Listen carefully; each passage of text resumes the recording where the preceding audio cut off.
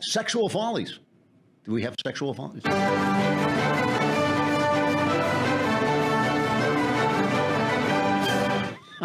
I don't even want to do the spots anymore. I just want to have the opening and the close. Here's new figures released. Well, these are not new figures now. There's about a year ago, but they show that overall reported crimes on college campuses decreased by 34% between 2001 and 2013. However, reports of forcible sex crimes on college campuses increased by 126% over this same period, and rates are rising in sheer numbers. Between 2012 and 2013 alone, the reported number of forcible sex crimes rose almost 25% from 4,000 to 5,000. Does that mean that, in fact, suddenly you go to college and you get raped? I do not believe this is. Something happened in those years, in that year, especially in 2012, that really changed everything. And what it was what is called a Dear Colleague letter from the Obama administration, from an office in a federal agency, the federal agency charged with enforcing the federal anti-discrimination statutes like Title IX, right? Title IX was basically the statute that forbid discrimination on the basis of sex, and it was basically put in there to make sure that girls got enough sports events. That was its main use. Barack Obama reinterpreted this to include sexual harassment and sexual attacks, and encouraged, that's not fair to say, demanded essentially that any college, any university which took federal funds, and that includes universities where people get federal loans, so it's like basically almost every university. I mean, Hillsdale, I think Hillsdale College is one of the very, very few that doesn't accept it, but everybody else, they told them, you had better bring these people, when a woman makes a charge against a man, you hold the tribunal, and you should accept the preponderance of evidence. That means if it seems likely that this guy did it, you convict him, and both the defendant and the accused have the right to appeal. So that means if you're cleared, the person, you can be tried again. So all of due process was thrown out the window, and suddenly we have this absolute monstrous thing of men on campus who can be accused by any girl who doesn't like what happened last night, or any girl who just doesn't like him, or anybody else, and they are now put before this kangaroo court. Because, of course, rape is a horrible, horrible crime. It should be investigated by the police so that due process is out there. But what has really happened? I mean, there are stories now where a third person, there's a story about an athlete, what was her name? She was an athlete who went out with an athlete, and she here it is. I'll get it right now. It is Matt Bormeister was the guy. He was a former USC football kicker, and Zoe Katz, who was the tennis player, and they were wrestling with each other. They were clowning around, having some horseplay, and somebody reported this as rape, and they just began to torment her because she was defending her boyfriend, saying the guy has always treated me great. We were horsing around, and some other bitter, person phoned this in, and now now Zoe is the villain, is being treated like a villain because she won't do it.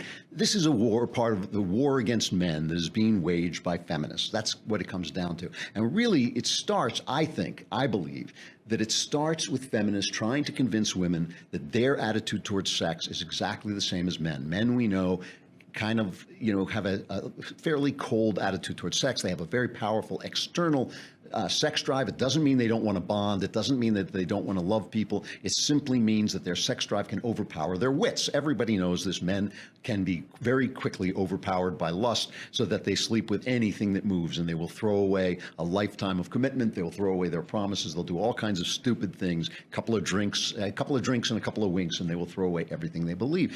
So they told these women, oh, well, it's the same for you. You can treat sex the same way. But of course, women, want more bonding. They're different than men. Women are different than men. That's what it comes down to. And they want more bonding. They want more protection. They want more commitment.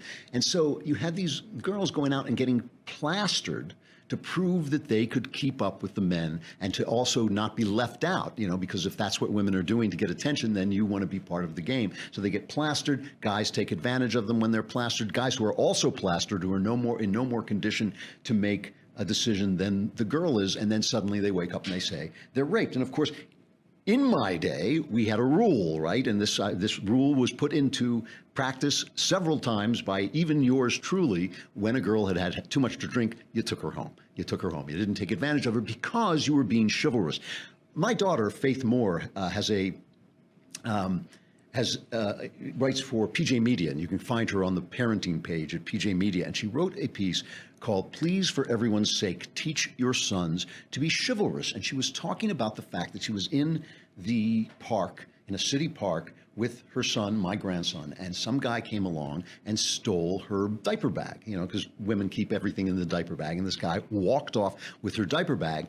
She saw him and she just lost it, and she picked up her son, put him on her hip, and ran after the guy, wagged her finger in his face and said, "Give me back my bag." And not a single man, and there were men there, not a single man came up to help her. And she said, in the era of radical feminism, in which women and men are supposedly exactly the same, a man coming to a woman's aid is a pointless exercise, is the idea. Or worse, it's offensive. Had I been any other woman in that politically correct playground, she says, I might very well have been offended had a man stepped in, feeling that I would have stood just as much chance of taking the robber on in a fight as any man. But I'm not any other woman in that playground. I live in reality. Had that man tried to hurt me, I'd have been overpowered. It might have been nice to have a little muscle to back me up. And she talks about this is Faith Moore at PJ Media. She talks about an article in Scary Mommy where a woman named Rita Templeton says, she says, how can I teach my sons that women are equals in every way, yet still tell them that they're the most likely the ones who are expected to pay on a date and open doors and adopt the general attitude of ladies first when interacting with the opposite sex? She says, if I were dating, I'd far rather date a man who makes me feel special with those little gestures than one who treats our quality time the same way he would an outing with his best bud. My daughter Faith Moore concludes with this. Those little gestures aren't just to make us feel special. They're to let us know we're safe. They're the things a man does to tell us that even though he's twice our size and twice as strong, he won't hurt us. He pulls out our chair or pays for our meal or opens the door for us, not because we don't know how to pull out chairs, open doors, or pay for things, but because it shows us that he'll be using his superior strength to care for us, not kill us. And that if someone comes along who seems like he does want to kill us, he'll use his superior strength to make sure that other guy takes a hike. You can have it one of two ways. Either women are exactly the same as men and can be treated exactly the same way, or they are not the same and deserve a little extra consideration in a world in which, for various reasons, not just because they're smaller, but also because they're taking care of children. No woman with a child on her hip should have to face down a robber. A guy should do that. The guy should do it. And I mean, this is the thing. If you can have it one or two ways. This nonsense that we are being told, this psychosis that men and women are the same, which also doesn't make any sense because then they tell you he's a man, he's a woman inside a man's body. I mean, if they're the same, how would he know? How would he know he's a woman inside? It doesn't make any sense. So it's just completely irrational, and it's irrational, and it makes the world worse, and it makes women's life especially worse. It's women who get it in the neck through feminism. Stupid stuff. Sexual Follies. Play that thing again. I'd love to see it.